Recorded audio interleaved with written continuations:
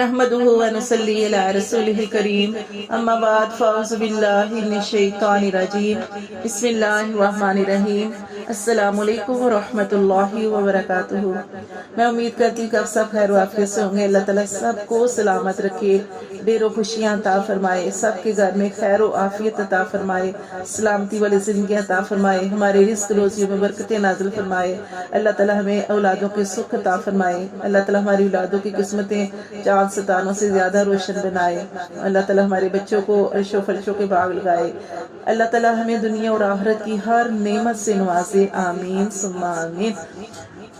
جیسے کہ آپ جانتے ہیں کہ آج سعودیہ میں عرفہ کا دن تھا، اور آپ یہ بھی جانتے ہیں کہ ہمارا جو عرفہ کے دن ہے، یعنی جو ہمارا جو روزہ بنے گا 9 کا، وہ کل کا ہوگا، یوم عرفہ کا روزہ۔ کچھ لوگ آج بھی جنہوں نے روزہ رکھا تو 8 تاریخ کو بھی رکھ لیتے ہیں، 9 کو بھی رکھ لیتے ہیں، لیکن 9 تاریخ کا روزہ جو ہے وہ یوم عرفہ کا روزہ ہمارا کل کا بنے گا، وہ آپ سب نے ضرور رکھنا ہے۔ اس کے بارے میں ابو قتادہ رضی اللہ تعالیٰ عنہ فرماتے ہیں کہ رسول صلی اللہ علیہ وآلہ وسلم سے جب عرفہ کے روزے کے متعلق سوال کیا گیا تو آپ صلی اللہ علیہ وسلم نے فرمایا کہ یہ روزہ جو ہے وہ گزشتہ اور آئندہ سال کے گناہوں کا کفارہ بن جاتا ہے، یعنی 2 سال کے گناہوں کا کفارہ بن جاتا ہے۔ یہ روزہ حاجیوں کے لیے نہیں ہے، یہ غیر حاجیوں کے لیے روزہ ہوتا ہے۔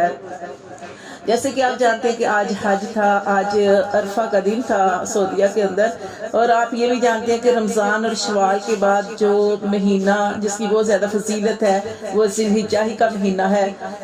جیسے میں نے آپ کو بتایا تھا کہ رمضان کی جو آخری 10 دن کی راتیں ہوتی ہیں ان کی بہت زیادہ فضیلت ہے، کیونکہ اس میں لیلۃ القدر آتی ہے، اور جو دن ہے وہ ذی الحجہ کے دنوں کی بہت زیادہ فضیلت ہے۔ جیسے کہ آج کل یہ دن جو ہے وہ گزر رہی ہے، اور جیسے کہ آج 8 تاریخ تھی، کل انشاءاللہ 9، اور پھر جو ہے وہ انشاءاللہ عید ہوگی۔ تو یہ بڑے جو ہے قیمتی دن ہے، اور اس میں اللہ تعالیٰ کی جو ہے تکبیرات جو ہے اللہ کے لیے بڑھائی بیان کی جاتی ہے۔ حاجی دیکھیں کتنا اہم فریضہ کہ اللہ کی رضا کے لیے وہ حج کرنے کے لیے گئے، اور یہ وہ دن ہوتا ہے کہ جس دن اللہ تبارک و تعالیٰ فرشتوں کے سامنے فخر کرتی ہیں۔ کیا فخر کرتی ہیں؟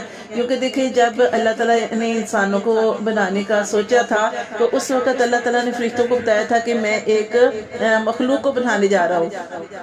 تو فرشتوں نے کیا کہا تھا؟ فرشتوں نے کہا تھا کہ اللہ تو ایک ایسی مخلوق بنائے گا جو خون ریزی کرے گی، جو خون بہائے گی اور اس طرح کے کام کرے گی، تو اللہ ہم تو تیری عبادت کے لیے ہم ہی کافی ہیں۔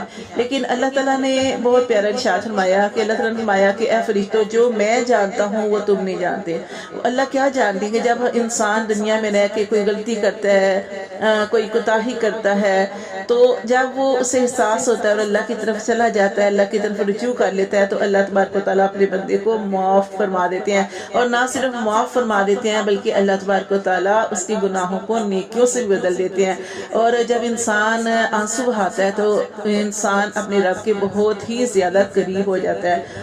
پیاری بہنوں، یہ بہت ہی پیارے دن چل رہے ہیں، اس میں جیسا کہ آپ تکبیرات جو ہے وہ پڑھ رہی ہوں گی، تو خاص طور پہ یہ 9 تاریخ سے لے کے ذی الحجہ کی 9 تاریخ سے لے کر 13 تاریخ تک عصر کی یعنی جب تک عصر کی نماز تک آپ نے یہ تکبیرات جو ہے وہ 13 تاریخ تک پڑھنی ہے۔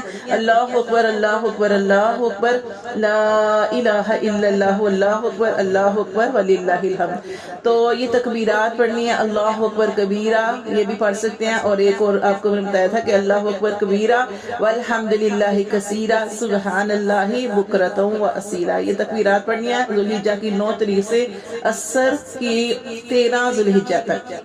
اور میں نے آپ کو یہ بتا رہی تھی کہ یہ جو دن ہے بہت خاص دن ہے، اور خاص طور پہ جو جیسے کہ آج کا دن تھا سعودیہ میں حج کا دن تھا، اور اس دن اللہ تبارک و تعالیٰ فرشتوں کے سامنے فخر کرتی ہیں۔ کیسے فخر کرتے ہیں کہ اللہ تبارک و تعالیٰ کو تو سب ہی معلوم ہے، اللہ تعالیٰ تو خوب جانتے ہیں، اللہ تعالیٰ نے تو ہمارے پیدا ہونے سے پہلے ہماری قسمتیں 50,000 سال پہلے لکھ دی، تو اللہ تو خوب جاننے والے ہیں۔ قرآن کے اندر بھی اللہ تعالیٰ فرماتے ہیں، لیکن اللہ تبارک و تعالیٰ فرشتوں کو جو ہے وہ جمع کرتے ہیں اور فرشتوں سے پوچھتے ہیں کہ اے میرے فرشتوں، یہ سارے لوگ جو حج کرنے کے لیے آئے ہیں یہ کیا کرنے آئے ہیں، کس کے لیے آئے ہیں؟ تو وہ فرشتے کہتے ہیں اللہ انہوں نے اپنا مال لگایا اور اللہ تعالیٰ انہوں نے یہ مشقت، یہ جو حج کے دن ہے مشقت اٹھائی، اور اللہ تبارک و تعالیٰ ان کے جو ہے لباس بھی جو ہے وہ میلے ہو چکے ہیں، ان کی حالت بھی اللہ تبارک و تعالیٰ اس طرح کی ہو چکی ہے کہ لیکن اللہ تبارک و تعالیٰ وہ صرف اور صرف تیری رضا کے لیے آئے ہیں، تجھے خوش کرنے کے لیے آئے ہیں، اپنے گناہوں کی معافی مانگنے کے لیے یہاں پہ جمع ہوئے ہیں۔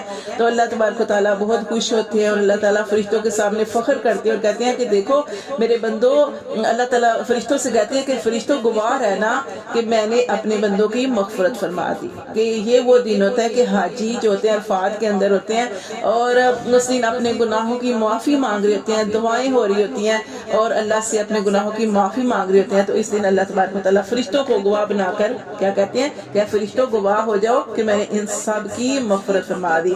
اس لیے حدیث میں بھی آتا ہے نا کہ جب انسان حج کر کے آتا ہے، خواہ وہ کتنا بڑا گناہ گار ہو، تو جب وہ حج کر کے واپس لوٹتا ہے تو فرشتہ کہتا ہے کہ فرشتہ انسان سے کہتا ہے کہ اپنی زندگی کا دوبارہ آغاز کر، تو ایسے ہو گیا جیسے آج ہی اپنی ماں کے پیٹ سے پیدا ہوا، یعنی تو ایسے ہو گیا کہ اللہ نے تیرے سارے گناہوں کو معاف فرما دیا۔